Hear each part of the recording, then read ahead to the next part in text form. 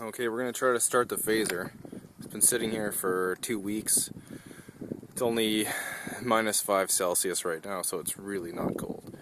I'll show you how bad this is. This is with new gas, premium, brand new spark plugs, and a good battery.